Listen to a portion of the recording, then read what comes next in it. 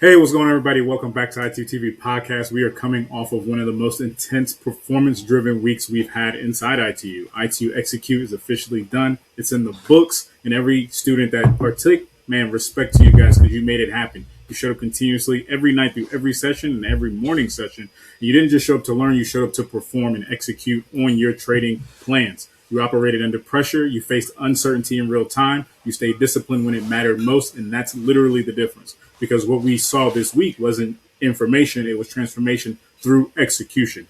We saw traders rebuild confidence after months of setbacks. We saw structure take over emotion, and you were able to lead yourself. And at ITU, that's what we stand on. We don't just teach trading, we build independent operators, right? We want to put the tool in your hand and help you learn how to fish. Now, to carry that momentum forward, so you guys know, we're officially announcing ITU 30-day trading boot camp. This is going to be June 2026. This is not just another program, right? This is a 30-day intensive focused on 3 pillars that we teach here: mindset, economics, and technical analysis. So week by week, we're going to sharpen each area so you don't just understand trading, you operate with confidence and structure, and you can build your portfolios as need be throughout the rest of the year. If you've been waiting for a moment to take this seriously, that's going to be the time you're going to have to show up for it. So now, to keep the same level of performance, I'm bringing on a guest today who understands the pressure at a completely different level, man. This is someone who has the path from becoming a surgeon, a career built on precision, as you know, discipline, zero margin for error, and a $500,000 path of prestige and security. But he made a decision most people wouldn't have the courage to make at all. He walked away from certainty to pursue independence. From the operating room to the trading floor, today, he is the president and CEO of Lightspeed Investing, a master of data science, a John Maxwell certified leader, and someone who approaches the markets with the same level of precision, accountability as surgery. This is not hype. This is discipline meeting opportunity. Please welcome Philip Jayhawk Chan, man. Thanks for coming through today. What's going on? Happy to be here, man. Super excited Glad to meet with have you. Oh, yeah, man. We've had excellent conversation. You've done so much, man. If you could just give us some of your background to start out and how you eventually got to this endeavor. Absolutely. So I am a city boy who loves the suburbs. I hail from the city of international commerce, which is Hong Kong. Moved when I was 9, and unbeknownst to me, I've been Jayhawk raised here in this championship state ever since. Now, I was supposed to take over my dad's accounting firm in Hong Kong, and initially when that opportunity was given to me, I said thanks, no thanks, because 1, I'm a city boy that loves the suburbs, and 2, I did not want to wake up and do people's taxes. So when he was like, okay, kiddo, what do you want to do? I said, I have no clue. Let me explore the medical field. And at the time, being a surgeon really resonated with me, right? And also at the time, the only way that I could research and get a vague idea of what is it that I want to do is through Google, right? Just searching things up online. So I looked up the best jobs out there, top paying jobs. And from that list, right, identify the ones that made the most sense for me. And at that time, being a surgeon really resonated with me because of the fact that I've been an athlete my whole life. So the really hands-on aspects, the lucrative career aspects, as well as the intellectually challenging aspects, right? But as I immerse myself within medicine, I realized long term that there was no way that would be the right path for me. A main reason is because in medicine, I took the new MCAT. I was that new generation. So, for me to take an exam, it's 8 hours, just even a mock exam. And that's when I really found myself to be mentally drained, physically drained, and spiritually drained. Because the only time that I got to speak to someone, right, as you kind of see my personality on display here, the only time I could actually speak to someone is when I would go get Starbucks or little food breaks here and there.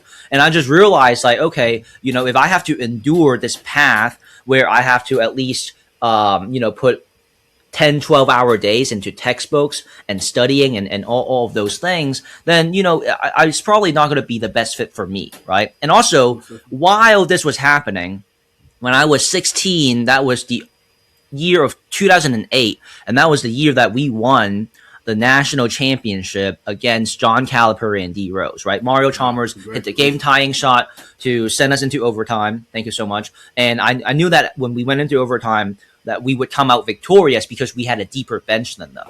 So as the game finished up, me and all my friends at the time, I was across the street in my best friend's basement celebrating, right? We ended up leaving the house, running around the neighborhood with our skirts off, screaming, "We won the championship!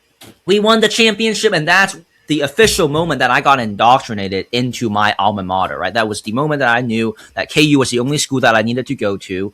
And everything I do is really based off of that moment. My entire identity and trajectory is based off on all things basketball.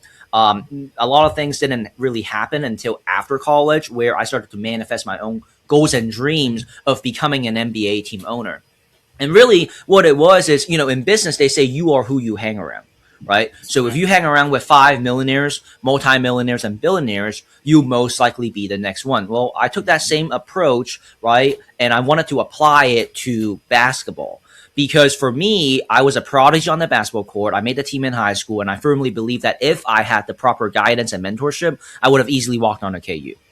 Right, I made a little name for myself during my time in college, but like I said, I always sacrificed my basketball journey, for my career. However, as a Jayhawk, basketball's always had a way of pulling me back in. So really, like at the time, as I was doing my master's, it was like a facade to everyone else. It was a facade that I was being busy. I'm getting ready to go to med school, but really, it was a self-directed MBA where I was trying to get clarity. I was trying to reflect. I was trying to figure out what is the best trajectory for me to move forward. And so it was during that time that I realized, hey, if I have to own an NBA team just to put myself on the roster, then that's how I'm going to get it done. But really what I ultimately want, as I've reflected on this over the years, is I want to become an NBA team owner so that I can do business out of the office.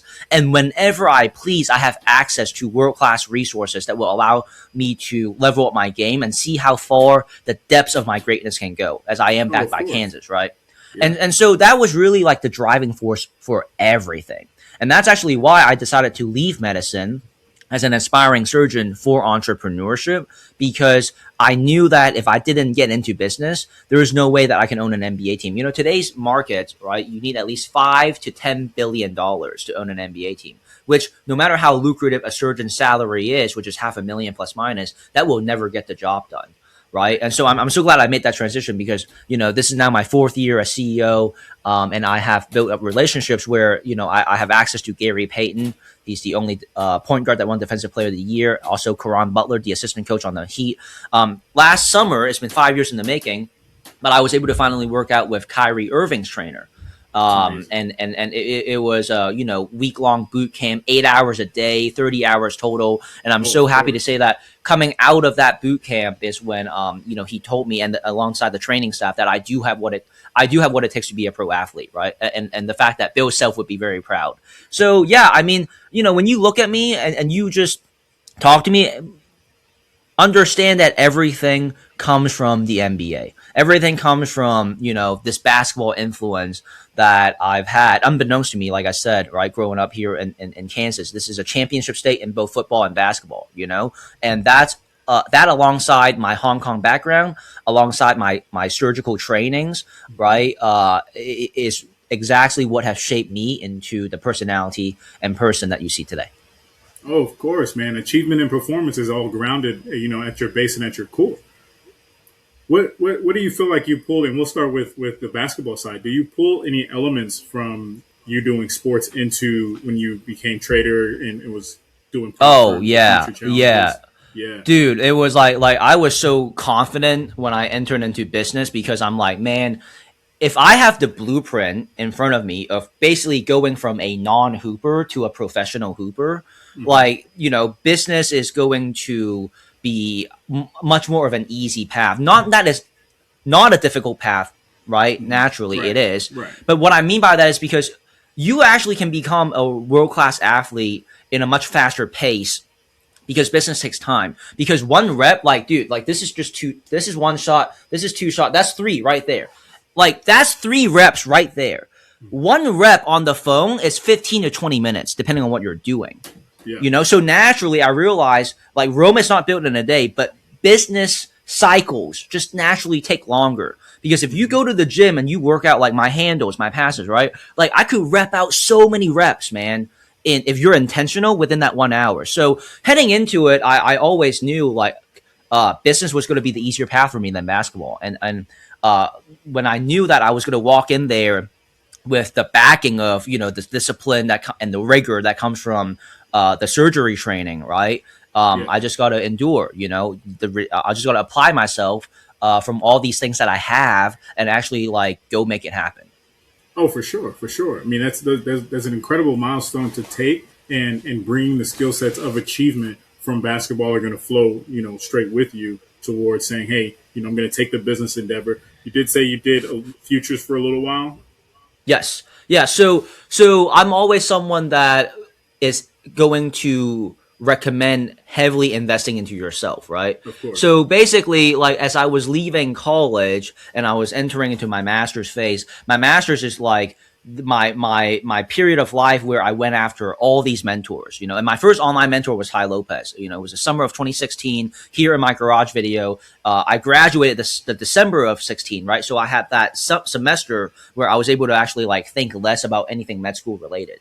Okay. So that's really where he hit me with the 67 steps. I signed up, and then he also hit me with like, hey, you got to get more mentors. You got to figure out mentorship in a way where it resonates with you, Yeah. So like my whole master's, I went after Mark Cuban, right? Because I can hang around indirectly with an NBA team owner. I literally binge watch Shark Tank all day, like all night, and then I would go after like 20 different online mentors, one of which a handful of them I still am in contact with because they've lasted the test of time, right? So I went from like 20 different online mentors to like the top 5 at the time. Grant Cardone really also made sense to me. I started with the small things, right? Like the audiobooks, then the books, and then the more I would say expensive trainings, and then I got out to his in-person events. And I knew that by putting myself in high caliber rooms with high caliber business owners, that the odds of my success would ultimately be at the highest, right? So basically that summer of 2021, I was supposed to graduate with my master's. I was like 98% completed. They had me take a business analytics course alongside completing my comprehensive exam, right? And the master's that I chose was the Applied Statistics, Data Science, and Analytics degree under KU Med, because I knew that I had to go after the most businessy or non-clinical degree that had ties to entrepreneurship, because otherwise, like, I would be like trapped, within medicine. Like, I just wanted myself to have some leeway. So even though I was 98% completed, I decided to take a leap of faith and not graduate. And that was the summer that I started my own LLC, because I just couldn't get over the fact it's like, why the fuck would I analyze business when I should be taking action and doing business, right? I mean, You have to remember, like, these 4 years I've been getting groomed. I've been getting, listening to different mentors like Gary Vee, right? Damon John, the Shark, John Maxwell, Alex Hermosi. I mean, like I said, it's a coalition of successful business owners just pouring into me, alongside like audiobooks. Like on Amazon, I would just look up billion, right? And like whatever book title with billions, like I just purchased, the secrets of the $1 billion secret, from homeless to billionaire, whatever. So anyways, like I was at the point where I was ready to take action. Okay. And so summer of 2021, I started my own LLC. And it was kind of rough that first like 8 to 10 months, because I had to figure out my own path. I made some money in crypto. I got involved with luxury timepieces and exotic cars, which I'm actually going back to now because I have more substance, but I really lean my hat on all things leadership, because, on the basketball court, I'm point guard. I'm also the floor general, right? Like back in the day when we used to play pickup, they call me the AA coach, because I would just, whenever I see someone who's nice walk in, I'd be like, hey, you trying to run? Hey, you over there, you trying to run? Like, let's go. We need one. So leadership was always my thing.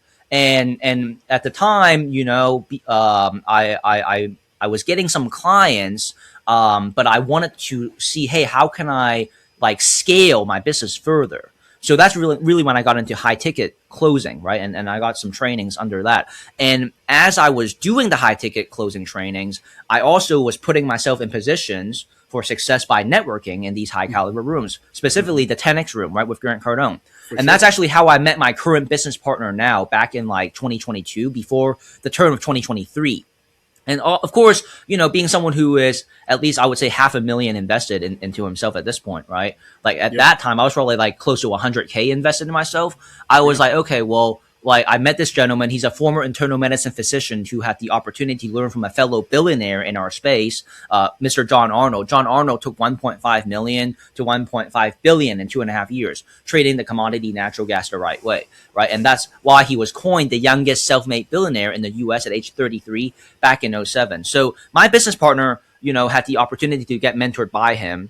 And I was like, you know what? After assessing him for a whole month, I'm like, hey, I'm going to get mentored by you. So I decided to become a client. And I learned how to take a couple $100 to over a couple thousand trading futures, specifically the YM, right, and the MYM, just those two markets. I mean, the main markets that we deal with is the YM, the NASDAQ, gold and oil, respectively, right? But same, yeah. The YM is kind of where I got my start, the YM and the MYM. The market doesn't reward predictions. It rewards timing. Liquidity gets swept. Price moves. And you're still guessing. Too many signals. No real confirmation. This is ITU Pulse. Built for one thing. Timing the move after the trap.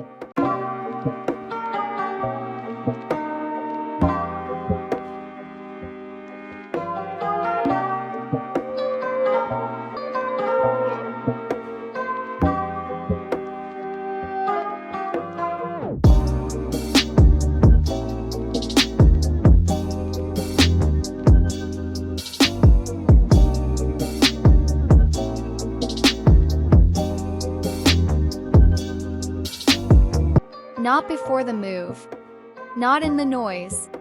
The moment of commitment, after liquidity is taken, after structure confirms, after momentum shifts. No guessing, just execution. This isn't a signal tool. This is confirmation, built for traders who already understand the game and want to execute at a higher level. If you're tired of chasing moves, and ready to enter with precision.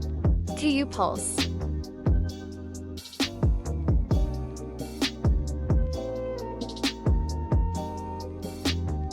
But more important than that, it was during those intimate client conversations that allowed my business partner and I to realize, hey, there might be something bigger here.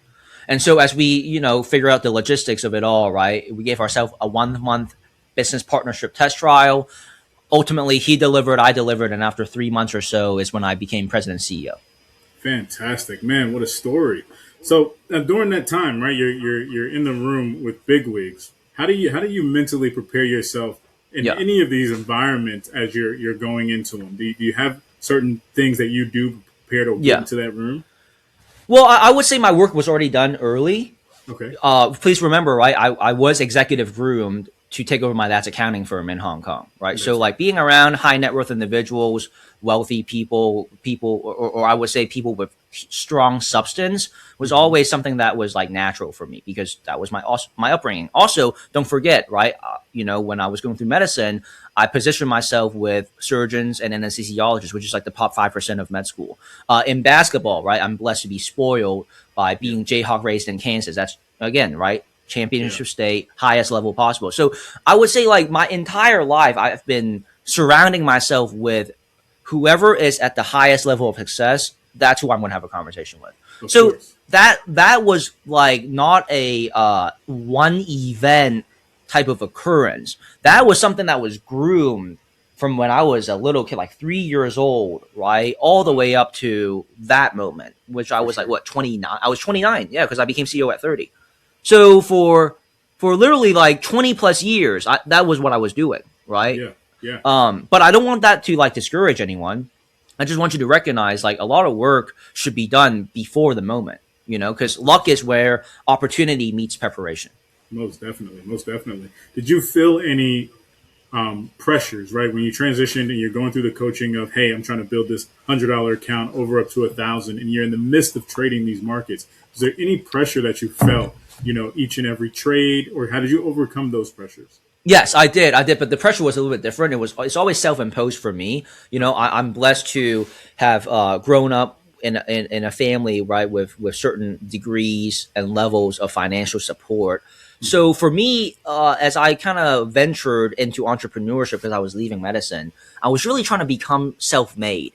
But more important than self-made in terms of like bank account, it's just like finding my path, finding my trajectory, you know? So the pressure was more so like, dude, like, is this what I see myself doing? Does that make sense? So, and that was kind of part of the conversation. Like, I learned how to trade, but I was like, dude, I feel like, you know, like, what's going on with your business?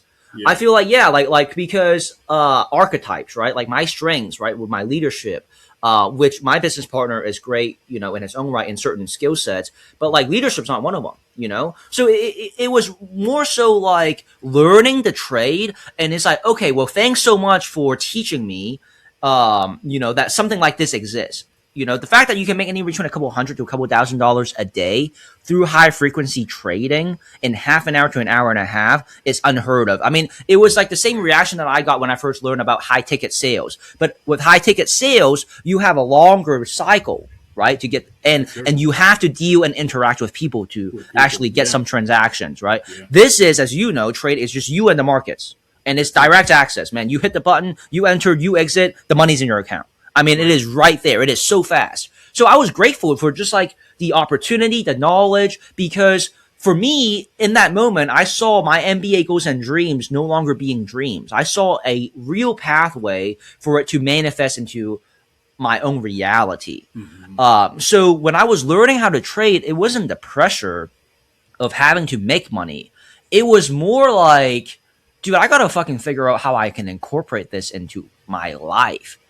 Like, this is dope, but I'm not the person, I'm not a trader personality getting up in the morning, sitting down in front of a computer to make money, even though it's great money. I'm right. Like, so how do I maximize this opportunity?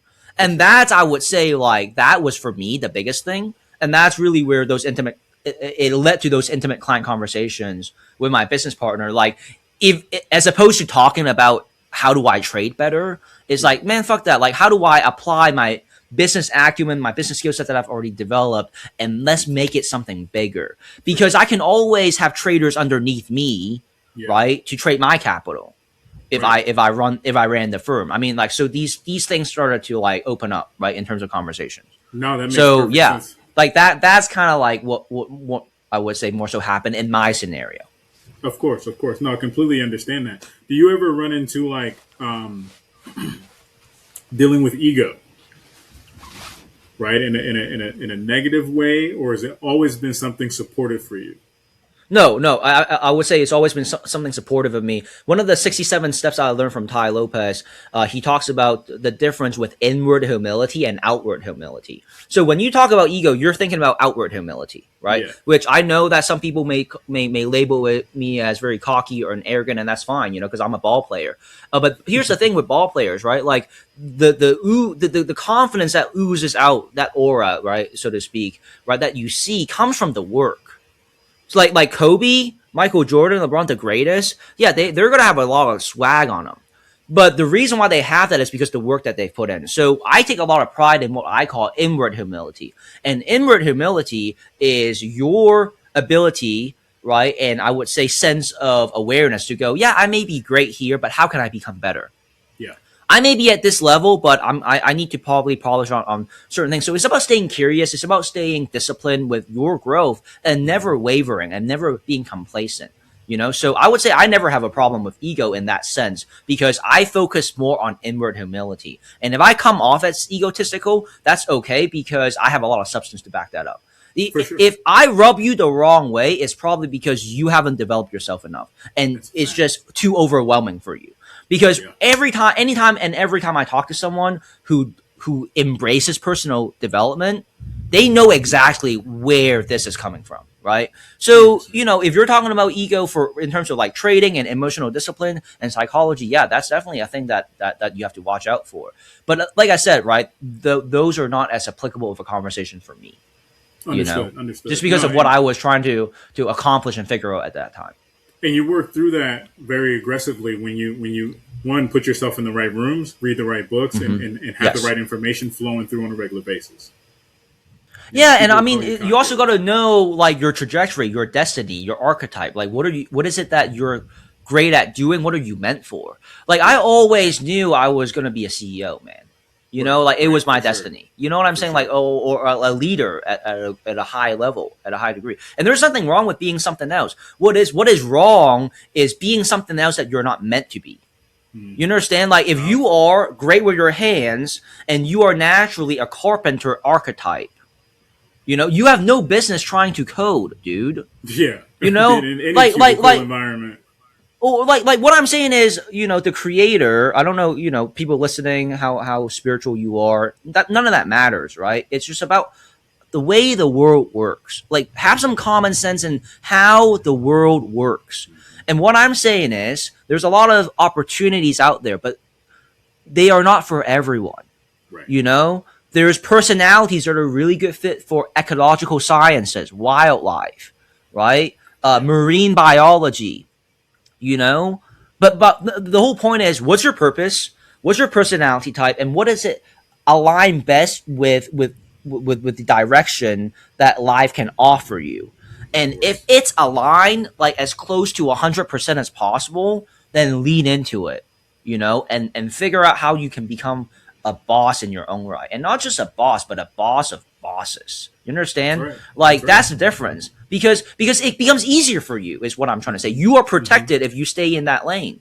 You know, but if you try to become someone that you're not, the universe will always have a way of crashing you down and just, you know, pulling the rug out of you and making you restart, reset, throwing hailstorms at you, putting obstacles and challenges that are, you know, insane for you to overcome, just to teach you a lesson.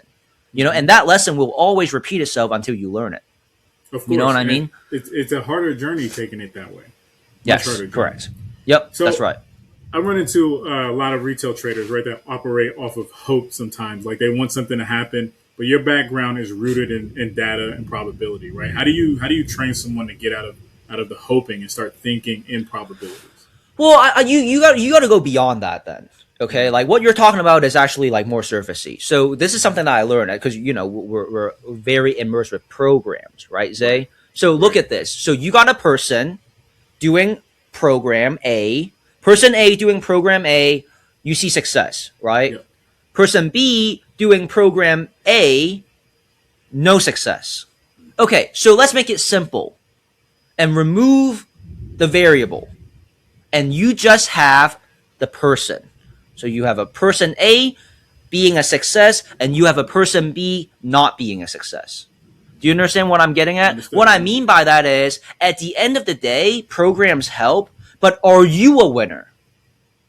Are you a winner? Because if you're a loser to begin with, it's going to be hard to teach you anything. Because you're going to be too egotistical. You're going to be like, yeah, but like, oh, I don't care that like you're trying to teach me. I'm going to try to figure out my own way. Even like, it's like, it doesn't make any sense, you know? So what I'm saying is, you know, programs help, but like, does the person naturally have the habits and the mindset to become successful in their own right? Okay. So if we're having this conversation, right, it's like, well, that's not really the root of the issue. You know, the root of the issue is in the person. Like, are they inwardly humble enough to go, okay, the trading endeavor naturally, right, is not set around hopes and strategy. Like, there's a science to it. You know, we've all taken science classes in high school, so you can't deviate from the science. Right now, emotions and psychology will come into play and affect that. But you do a lot of technical analysis, and you know about fundamental analysis, right? So the way that we talk about trading futures the right way, right, because we come from medicine, is similar to diagnosing X-rays, CT scans, and MRI scans. If you can diagnose these charts here the right way, you can convert these markets into your own ATM machine.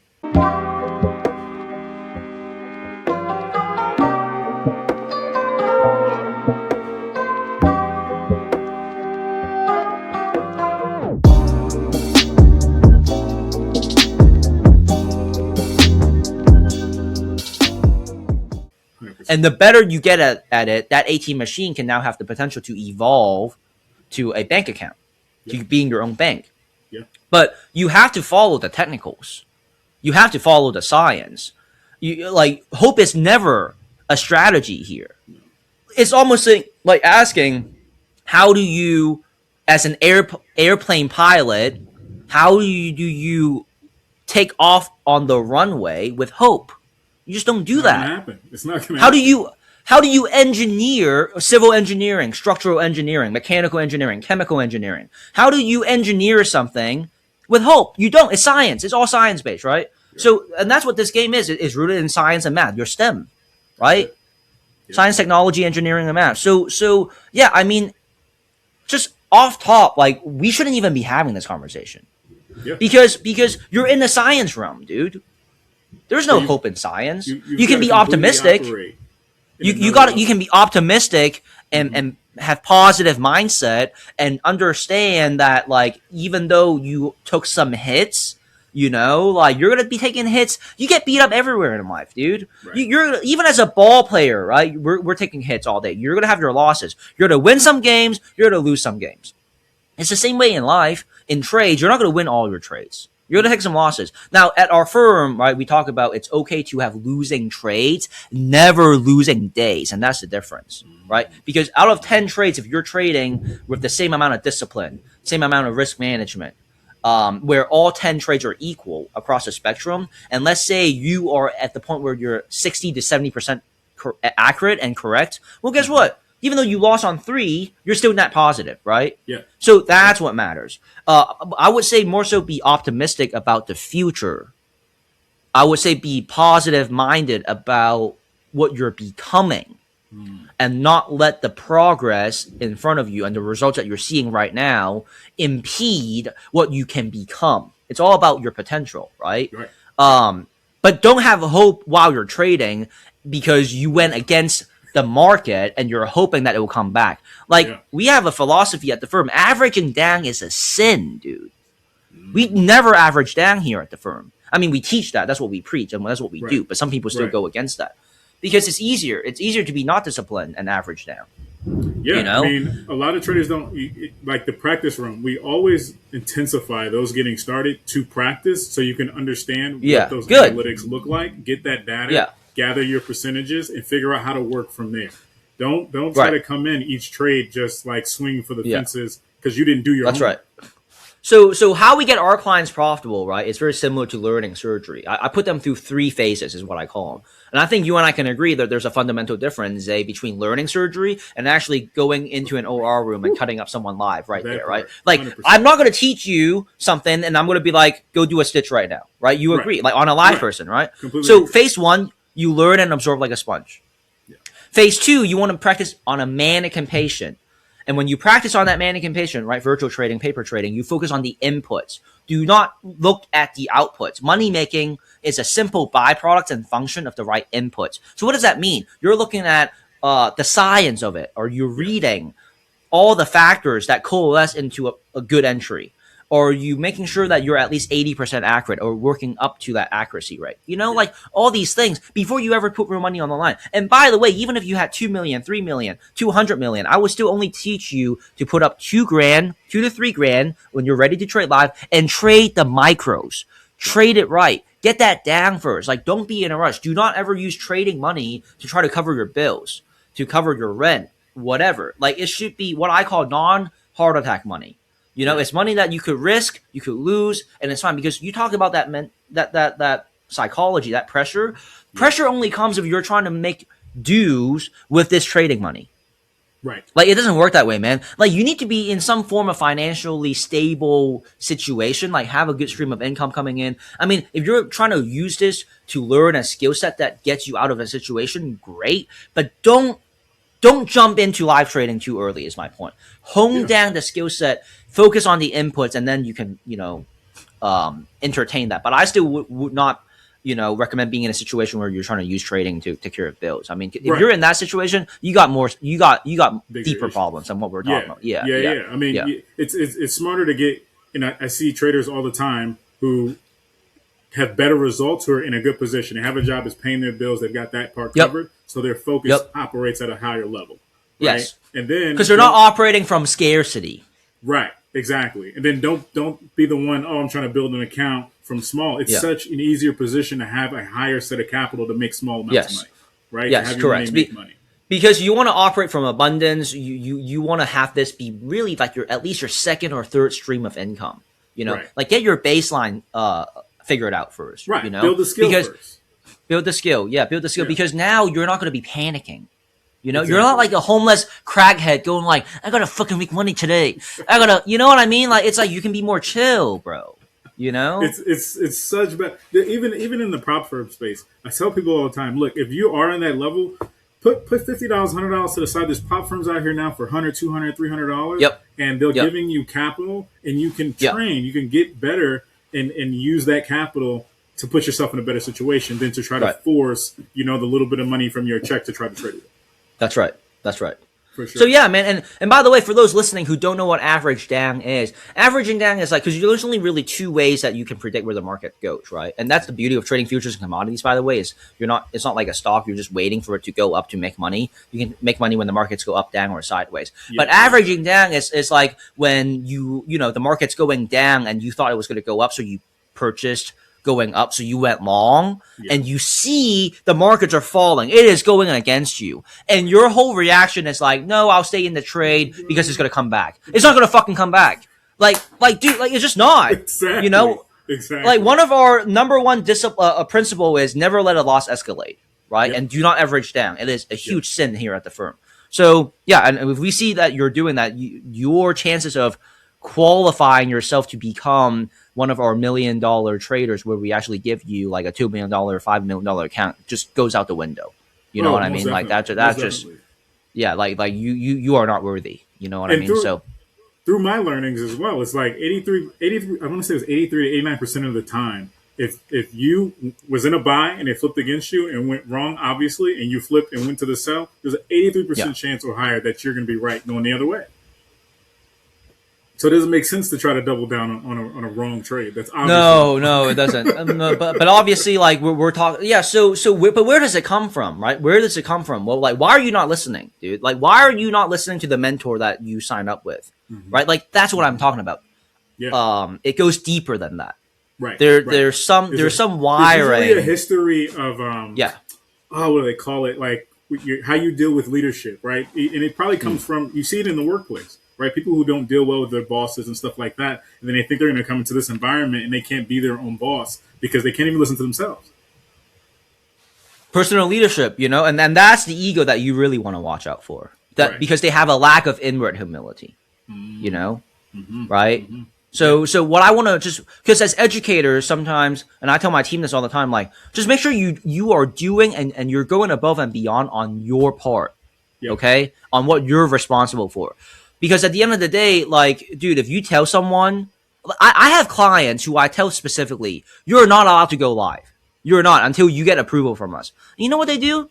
They fucking go live behind our backs. On their own. And I'm like, did you lose? And I'm like, and did you lose money? And they're like, yeah. And I'm like, oh, I wonder why. And by the way, I tell them up front, I will never be sympathetic with you. Like, if you do that, I'm gonna tell you, I fucking told you so. And that's the only outcome that would happen. Pain people. Some people though only learn from pain. They can't. Not. But what I'm saying is, like, you as educators, you got to detach yourself from that. Like, just make sure, as long as you did your part, you gave them all the disclaimers that you're responsible for. Here's the caution signs. Yep, and it's like, hey man, if they want to deviate, that's on them. So that's my whole point, right? But always trace it back to the person, bro. To get your answer on that. Yeah, just trace it back to the person. Are they a winner naturally, or are they a loser? Like, this is one of the things that I learned. This is what I've learned from, binge watching Shark Tank. Who do the sharks like betting on? They want to bet on the entrepreneur that's like, no matter what, this is fucking happening. Right. Like, no matter what, I will be an NBA team owner. Yeah. So you either join this ride or you don't. Out. Yeah. But it does not matter because I'm going to fucking figure it out. Right. And that's the difference, right? It's like, it's like, who are you talking to? Who are you dealing with, right? Does that person have, certain mindsets, habits, skill sets? Or do they have that inward humility? Where do they want to go? Where are they going? Who's around them, right? Who are they? Who's the village? Who's their support system? Who's whispering in their ears? There's just so much to account for there. But yeah, I mean, it's the person at the end of the day. because a committed person will always figure it out. A Yeah, committed you're person making will it. always have reasons over excuses. A committed person will always take action regardless of mood. They don't need to be motivated because they're disciplined. Yep. You know, Yeah. and that's especially if again. you have a dream attached to it, you have an endeavor, you have a Oh goal yeah, you're trying to hit, yeah. you're not going to waste time because you only get one life to make it happen. Right. And like I mentioned to you, right? The only reason why I'm on the path that I'm on is because to own an NBA team in today's day and age, you need $5 to $10 billion. Yeah. If the price tag was 100 million, I'd be going after 100 million, but Right. but I have that clarity because I know what I want to accomplish, and it's a big goal, it's a big dream. It requires more than just one person. So naturally, right, it's going to attract people that see that and they're like, oh, this is dope. I want to get a part of it. I want to be behind it because sure. I want to be a part of that. For sure. Yeah. And I relate to that because for me, it was time freedom and money freedom. Right. So I already know, like you said, during this generation, it's a lot higher. So you're talking like 10 million to have fuck you money if you want that level or that goal. And if you want other people to be there with you, it's not alone at the top unless, you're by yourself. But there's other people. Yes. There's other people that want the same level of accomplishment. You just connect and rub arms and elbows with those people. Yep. That's why I love what we've built at Lightspeed Investing. Like, this is not your typical corporate structure W-2. Like, I have a lot of team members with me, especially at the executive level. But all of us, this is more so a coalition of business owners. This is like a strategic alliance of owners, not one person at the top telling everyone else what to do. It's like we all have resources to bring to the table. We all have skill sets, unique skill sets in our own right to bring to the table. But we're all united by the same goal and vision. Right. I love that. I love that. Yeah, and that's the difference. Let's talk about Lightspeed Investing, right? A lot of traders are looking for that kind of environment, not just the capital, but the structure. What makes you guys' model a bit different than most firms? I love that question, and I take so much pride in answering this question because you have to understand at Lightspeed Investing, we are doers who happens to educate. So we've already made our money. We're not chasing clients to educate them because we need it to thrive. We need it to survive and thrive, right? Like, we've already made the money. So, for example, 6 years ago, we were able to do a deal with Scotiabank up in Canada for $200 million. And out of that $200 million, the firm profited like $70 million. So, like, we're pretty, I would say secure from a regular standpoint. But what gets us going is the fact that, like, when we teach someone, we pour into them. Right. So first and foremost, there's a lot of different X factors that separates us. But the number one is we actually go live. We prove what we teach and we make the money in front of you. And our whole thing is in half an hour, if you do not see us make a minimum of 50K or more, you can feel free to never talk to us again. On average, we're showcasing between 200 to 300K made live in front of our audience. And out of that performance, the reason why we're able to accomplish that is because day in and day out, we're able to showcase these results with a 90% accuracy rate. Like, that's the substance that generates those results, right? That's number one. So we go live and we do it on a big scale and we do it consistently. Number two, unlike fellow fund managers who are super obsessed about growing their fund and AUM numbers, we're more so passionate in transferring the skill set and teaching people to democratize access to this space so that individuals can be empowered by learning a high income skill set. And by learning and committing to it, it can become either their supplemental income, full-time income, or full-blown career. As in my case and our executive's case, right, full-blown career. Like Brandon, who's my right hand, he's CIO now at our firm.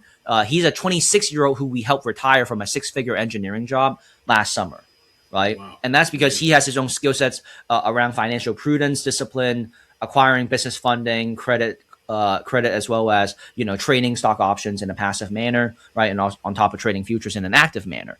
So he's kind of like our technical guy, right? And then I have Dax, who's our CMO. He's a marketing strategist and advisor who has a lot of passion around marketing, but specifically within the investment space. So he's naturally connected to a lot of fund managers. That's how we got to know each other.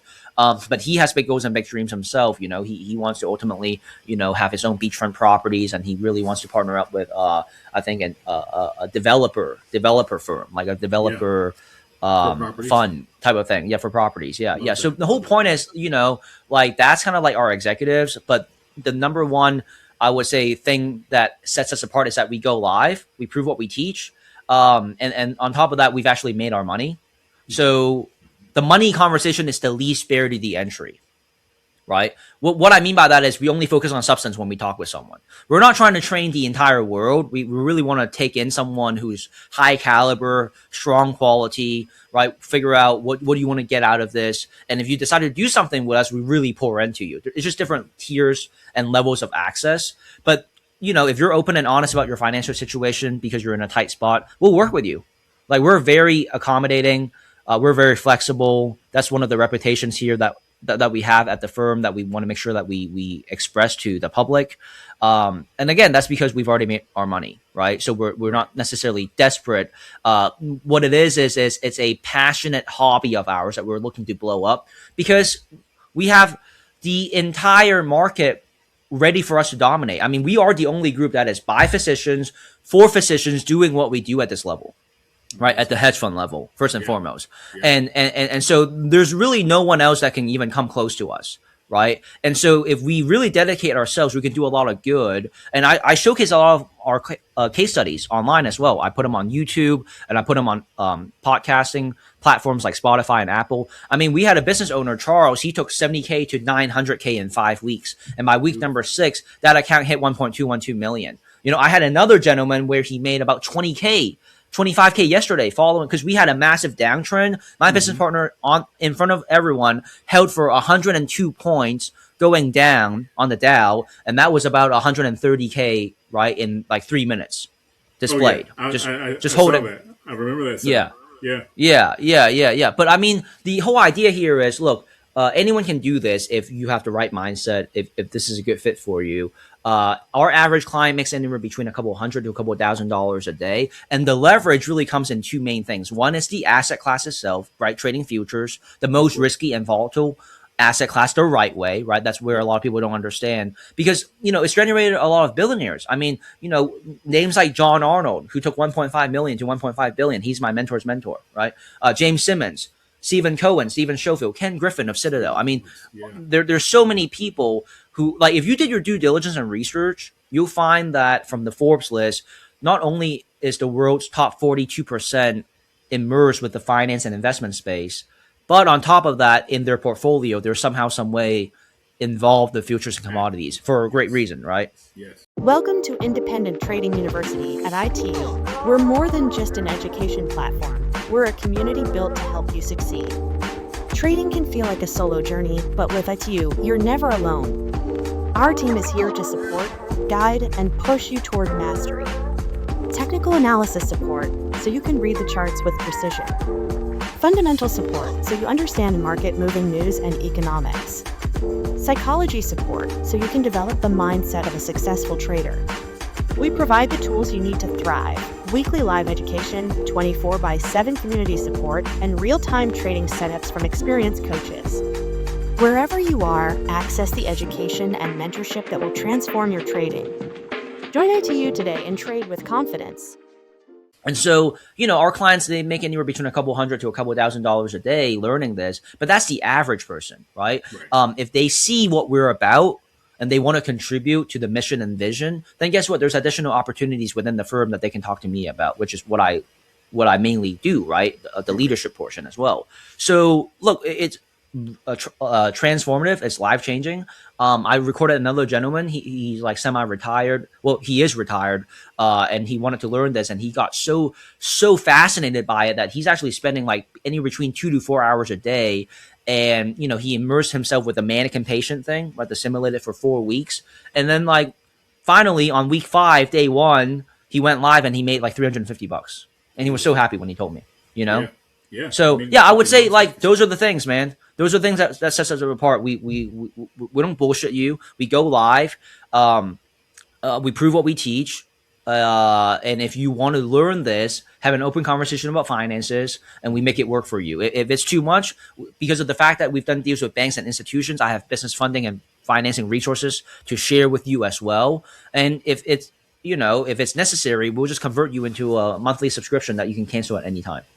No, that's amazing. That's an amazing offer. I love everything. Everything you guys do is a fantastic, really awesome, man. Because thank you, man. Those are dreams I even have. Like students will tell you as well. Like I'd love to, reach that level at some point.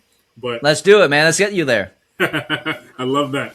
So with like you said, you offer the monthly plan. They can go straight to the site. Now, I've visited the site. It's very exclusive, Okay. guys. You're not just walking in there and just jumping in that.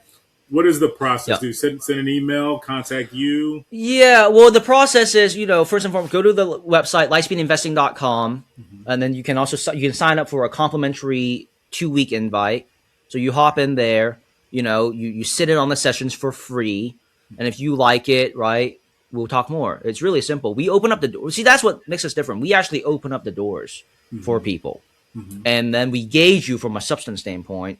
And we're like, hey, do you understand what you're about to get yourself into? Do you feel like this is something that you want to get into? Do you want to do this? Oh, okay. If you do, here's what we have to offer you. But come see for yourself. And, it weeds out people because these sessions are typical sessions that are reserved for paying clients anyway. So you're coming in here where the material is a bit more intermediate. You will not understand everything. But if you have that perseverance and willingness to go down this path, you're going to be like, yeah, I'm going to show up again. I want to learn. And it's going to be easier over time, right? Because it's going to get more familiar with you. So yeah, that's the first step. Virtual? If you're on 100%, yeah, this is an international firm, so we have to be virtual, right?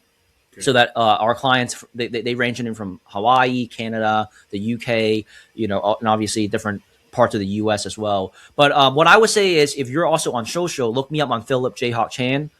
My main platform is LinkedIn because I deal with professionals and business owners a lot. But just look me up at Philip Jayhawk Chan. You can send me a message and my team can take great care of you as well. Just say, hey, how do I get access to those complimentary sessions? Awesome. Excellent, man. This has been a fantastic conversation. I thank you so much, man, for giving your time, giving this amazing feedback. I mean, we connect in so many ways just on the trading aspect of things. Man, the mindset is there. I want to open up this time and opportunity and give our student here the chance to ask questions if he has any prepared. No, all my questions got answered. Like every single question I had off rip got answered. It was mad detailed. So like if I was to even try to pitch out a question, I'd be like, if you had your choice of books that you read religiously every year or let's talk about that shit. Hell yeah. That's a great question, man. That's like so elementary, but you don't want to deviate from that. It's the fundamentals of the game, man. Like books, like the right knowledge. Like, cause let me ask you a question, right? Do you think reading will ever hurt you? No. Do you think learning will ever hurt you? It's like, if it don't, then you probably should keep doing it more often, right? So the number one book that I read during those 4 years, when I was trying to figure myself out, it's On Living. It's a book called On Living. It's a compilation of interviews of like a nurse with people on their deathbeds. Okay. And when you go through those interviews, you're going to be like, wow, that's pathetic. Because you're going to be like, dude, like, are you kidding me? Oh, you like have all these regrets after like being 80 years old, like, and you still haven't done anything about it. So like that was one of those huge things that I resonated with, right? It's a book called On Living. And then on top of that, success principles, man. Study your success principles. Like think all the series, the laws of success, the Napoleon Hill ones, Think and Grow Rich. Because the thing about success principles is that not only is it applicable to all areas of life, right, but it's also industry agnostic. Yep. So, like whatever you learn, you can apply it, man. And then I would say leadership, get your leadership right, Developing the Leader Within You 2.0 by John Maxwell. All the Maxwell books that are relevant, like the 21 irrefutable laws of leadership, right? So, I mean, just off the top of my head, like that's 3 for you right there. Spot on. And some bonus ones, dude. Sell or Be Sold by Grant Cardone, like, because you're either selling or you're being sold. So, get your mouthpiece right, because you're always selling no matter what. And it's better for you to be in the selling position than being sold, right? So that you're in control of your own destiny.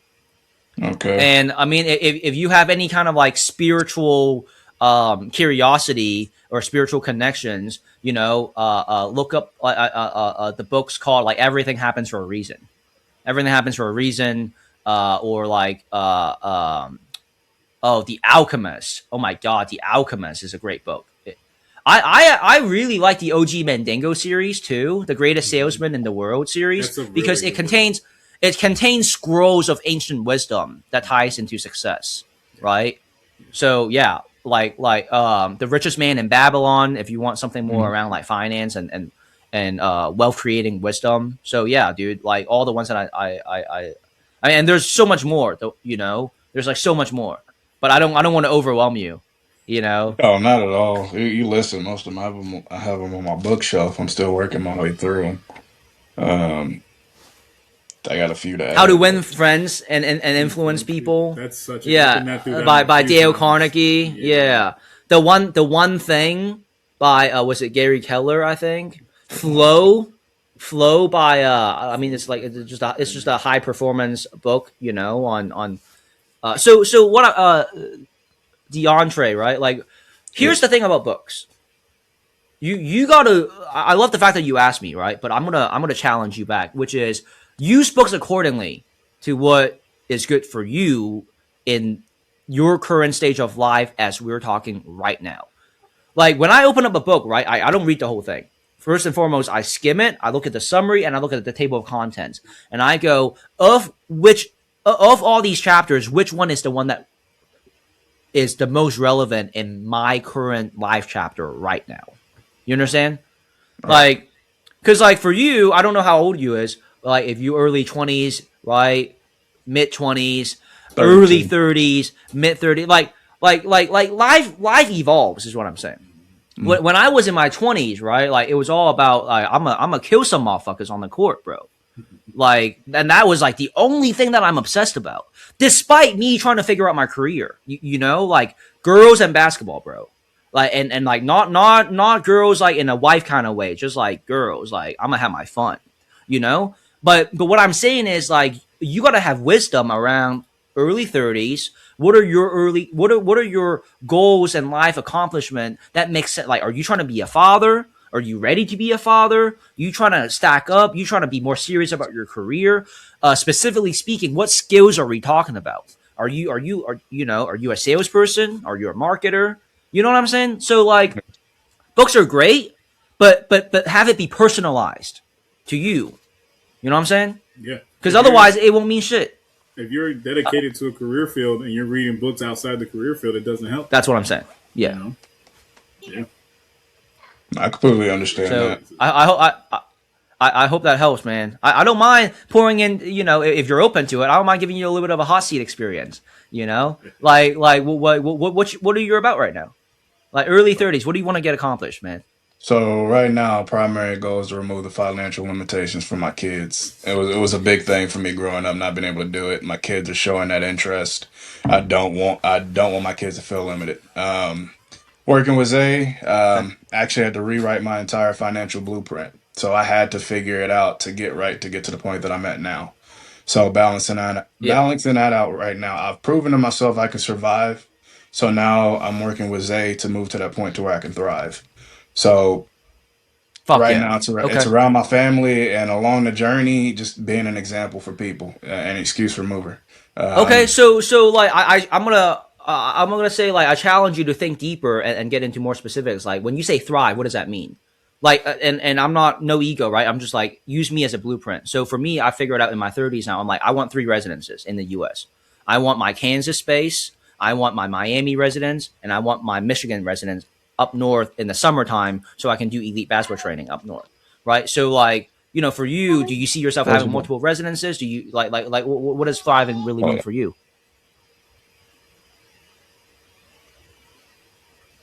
Oh yeah, he got to take care of the baby. Baby things. Yeah, he just had Man, one, and he's got a fresh one baking right now. Yeah, oh my god, I man, got baby number 5 on the way. it's oh wow. So what does it mean for you to thrive, right? Babies are like college tuition taken care of, right? Like you don't have to worry about the survival bills. I mean, like lay it on me. Try to get a little bit So more specific because the more yeah, specific that you get, yeah. I have it written out and almost. I mean, on the oh hell yeah, spiritual good for side. you. Yeah. So every time it's like God gives me that push, and I feel like each year I grow, and it seems like my vision gets more detailed. So It's Sigma Yeah, Family Enterprise. it's That's the umbrella. It's I operate off of the principle of watch the masses do the opposite. Um, yep. Good for and you. so yeah, it falls into four categories: family legacy, real estate, marketing, and investing. My family legacy is a big Okay. one. Giving back to the community, businesses, able to impart wisdom on the people, owning land, financial literacy is a must. Operate under trust, having stocks that can be passed down, making sure I have those memories, scholarships to give to the youth because that opportunity was given to me. And then I believe that anything that I do should offer some sort of ministry to people. And then investing is businesses, futures, forex, dividends, real estate. Marketing goes into um, the credit repair. That was my very first business. Health and wellness, my insurance business, and then trading. My trading right now, and then real estate. Sober living homes, buy and holds, wholesale, fix and flips, nursing homes, and shelters. And then the most recent is my father wants me to take part in his barbecue endeavor. So that's another as well. So the food space, and then my I wife mean, bakes. That's awesome, man. That's awesome. Here's the thing that I want to say to you, because you're also got that spiritual connection. You can have it all, but not at once. So go after one, stack it, make sure you got it that one down before you expand to another. Otherwise, trouble will come for you, my friend. From what I'm hearing, I would say focus on your trading because trading gives you strong liquidity. Trading gives you cash flow that you can be in control of. Then once you get to a certain level, funnel it to real estate because real estate is the physical. It's going to take a shit ton more money to actually put money into the physical. With your father's barbecue, like do it out of love, but do not extend yourself too much if it's outside of your own archetype. See how Okay. you can support them, but if you don't necessarily, because dude, like running an in person business is a monster on its own, man. Yeah, Like, and you got kids, and I mean, especially like, restaurants. you know, yeah, especially restaurants, bro. I mean, like that's it goes into everything that we talked about. Know your archetype, know your thing, right? And stay within your lane and become a master within that lane. I don't know much about the barbecue space at all. I don't know your ties with your father, but like you should definitely support him if you can. But it's the oxygen mask thing. Your early 30s, you gotta fucking take care of yourself first right now. You know, because if you can't even breathe, it's hard for you to put the oxygen mask on other people, right? So, Okay. just hearing you out, trading, then real estate, and then see how you can fit in your time and schedule for your father. But really, like, let's just call it what it is. Like, you should really be putting your time in towards your kids first, like your unborns. So it's more like trading, real estate, your own family, and then your dad. Yeah. Like, as much as, we all love Pops, Pops Yeah, obviously got to be on the back burner for now. I should have led with that. That's a big one. They'll tell you my family always comes first. I don't know why I spoke that as if you had already known me, but my wife and kids are always my priority. So like I was speaking that Hell out yeah. loud. Yeah, but that Hell yeah. whole No, but yeah that yeah. I was gonna say the honing it down and cutting and not sitting there thinning myself out. Zay gave me that exact talk as Yeah. well. Yeah. No, all I'm saying is like family's important, bro. And the key that I want to express is in order for you to love them and pour into them, you got to not just be a full cup. You got to be an overflowing cup of abundance so you can overflow into them. Because if you are at a point in your life where you're trying to build your shit up and you're kind of like, trying to figure it out, you don't really have much room to dedicate to anyone else. And that's my point that I want to bring. I'm not saying, don't pay attention to family. I never said that.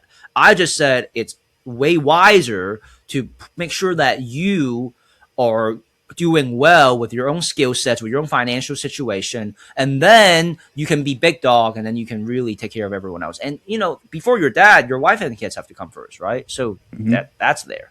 And you got 5, man. That's a lot. Oh my Yeah. god. I'm like thinking about. I'm entertaining like maybe one right now with my girlfriend, and I'm still like I don't know, like Maybe. yeah, maybe like because I'm 33. I always said like I'm not really trying to get married and have kids until like late 30s and early 40s. But if I run into the right one, then you know then I'll make some exceptions. And she's a little bit older than me. She's a couple of years older than me.